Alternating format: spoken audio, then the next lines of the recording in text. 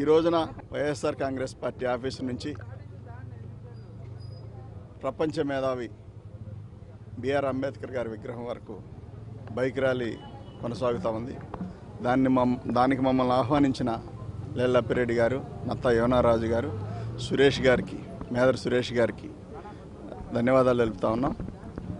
మా దేవుడు మా కోసం విజయవాడ నడిబొడ్డులో వెలిసిన రోజు ఆ విగ్రహం పెట్టడానికి గొప్ప మనసున్న జగన్మోహన్ రెడ్డి గారికి మాత్రం ఎల్లవేళ రుణపడి ఉంటాం. ఖచ్చితంగా ఆయనకి జీవితకాలం తోడుంటాం. ఎందుకంటే గత నాయకులు ఎవరు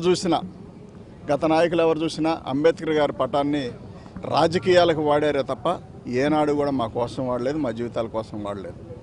మా దేవుడిని ఎక్కడైనా పెట్టాలి, మా అంబేద్కర్ గారిని ఎక్కడైనా పెట్టాలంటే చంద్రబాబు నాయుడు గారు గతంలో కాల్మనీ సెక్స్ రాకెట్ విషయంలో అసెంబ్లీలో ప్రస్తావన రాగానే దాన్ని నుంచి తప్పించుకోవడం కోసం చంద్రబాబు నాయుడు అసెంబ్లీలో మహానుభావుడి పేరును వాడుకొని 125 అడుగుల విగ్రహాన్ని మేము అమరావతి ప్రాంతంలో పెడతామని చెప్పి అదే ప్రాంతంలో పెట్టడానికి మరి ఎక్కడ పెట్టారంటే చివరికి తీసుకెళ్ళి తను సామాజిక వర్గంలో ఉన్న ప్రదేశంలో కాకుండా ఎక్కడో తీసుకెళ్ళి, ఎక్కడంటే ఆ మారుమూల గ్రామంలో శాఖమూరులో తీసుకెళ్ళి ముళ్ళ పొదల్లో కొద్దిపాటి వర్షం వస్తే పూర్తిగా నిండిపోయే ప్రదేశంలో అంబేద్కర్ విగ్రహం పెట్టాలని చూశాడు చంద్రబాబు నాయుడు. కానీ జగన్మోహన్ రెడ్డి గారు ఏమనుకున్నారంటే ఆయన ఉండాల్సిన ప్రదేశం అది కాదు, ఖచ్చితంగా ఆయన మన మధ్యలోనే ఉండాలి, కాబట్టి నడిబొడ్డులో ఉండాలని చెప్పి విజయవాడ తీసుకొచ్చి విజయవాడ నడిబొడ్డులో ఎటు నుంచి ఎంటర్ అయినా కానీ అంబేద్కర్ గారి విగ్రహం కనిపించే విధంగా ఎటువైపు నుంచి విజయవాడకి ఎంటర్ అయినా కానీ తీసుకొచ్చి అక్కడ పెట్టి వేల కోట్ల రూపాయల స్థలం వాల్యూ, అలానే 500 కోట్ల దాకా ఖర్చు పెట్టి విగ్రహం పెట్టడం అంటే చిన్న విషయం కాదు. దానికి మనసు ఉండాలి. ఖచ్చితంగా ఆ ఇజం కూడా, అంటే అంబేద్కర్ గారి ఇజం కూడా మనసులో ఉండాలి. అది లేనప్పుడు ఎంతసేపటికి కూడా అది ఎప్పటికీ జరగదు. కానీ ఆ ఇజం ఉండబట్టే జగన్మోహన్ రెడ్డి గారు ఇంత పెద్ద ఎత్తున ప్రపంచం మొత్తం తలెత్తి చూసేలాగా ఇవాళ ఆ విగ్రహం పెట్టడం జరుగుతూ ఉంది. ప్రపంచంలో అతి ఎత్తైన విగ్రహం ఏదైనా ఉందంటే అంబేద్కర్ గారి విగ్రహమే. కాబట్టి ఆ మహానుభావుడి విగ్రహం మరి విజయవాడ నడిబొడ్డులో పెట్టడం మేము చాలా సంతోషంగా ఫీల్ అవుతా ఉన్నాం. అందుకు జగన్మోహన్ రెడ్డి గారికి ఇంత పండగ, మాకు మంచి పండగ, రేపు శుక్రవారం 19వ తారీఖు మంచి పండగనిచ్చారు.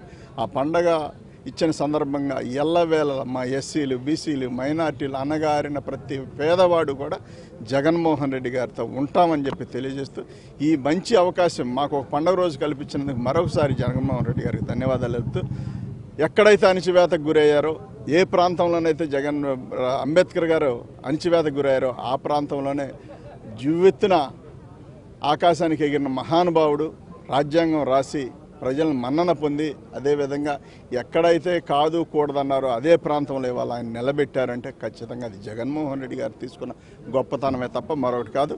చాలామంది బహిరంగంగా టీడీపీ నాయకులు మాట్లాడలేక, ఒప్పుకోలేక, ఆ గొప్పతనాన్ని ఒప్పుకోలేక విజయవాడలో అంబేద్కర్ గారి విగ్రహం అవసరమని మాట్లాడే నాయకులందరూ కూడా ఒకసారి గమనించాలి. రేపొద్దున ఏ మొహం పెట్టుకొని ఎస్సీలు, బీసీలు, మైనార్టీలు, ఎస్టీల ఓట్లు మీరు అడుగుతారో మీరు చెప్పాల్సిన అవసరం ఉంది. అంబేద్కర్ గారి విగ్రహం పెడితే మీకు వచ్చిన ప్రాబ్లమ్స్ ఏంటో మరి ఎవరికి తెలియదు. మీరు ఎవరైనా నిజంగా మేము అంబేద్కర్ గారి విగ్రహాన్ని వ్యతిరేకిస్తామని ఎవడైనా ఉంటే మాత్రం ఖచ్చితంగా బహిరంగంగా ఎదురుకొచ్చి మాట్లాడండి, అంతే తప్ప సోషల్ మీడియాలో రకరకాల ప్రచారాలు చేస్తే మాత్రం సహించబోమని చెప్పి తెలియజేస్తూ, రేపు 19వ తారీఖు మాకు జరుగుతున్న మా ఎస్సీలకి, బీసీలకి, మైనార్టీలకి, ఎస్టీలకి జరుగుతున్న పండగ కాబట్టి మా జీవితాల్లో వెలుగులు నింపిన వ్యక్తి ఎవరైనా ఉన్నారంటే ఖచ్చితంగా అది జగన్మోహన్ రెడ్డి గారు తప్ప మరో వ్యక్తి కాదు. దయచేసి అర్థం చేసుకోవాల్సిందిగా కోరుకుంటూ, మీకు చేతనైతే మహానుభావుడికి నివాళులు అర్పించాలి తప్ప ఎక్కడా కూడా ఏది కామెంట్ చేసినా ఊరుకోమని చెప్పి తెలియజేస్తూ, ఈ చక్కటి అవకాశం కల్పించిన మరి మా అన్న లేళ్లప్పిరెడ్డి గారికి, అదేవిధంగా నత్తా యోనారాజు అన్నకి, మరి మేదర్ సురేష్ తమ్ముడికి కూడా ధన్యవాదాలు తెలుపుతూ సెలవు తీసుకుంటాను. Thank you.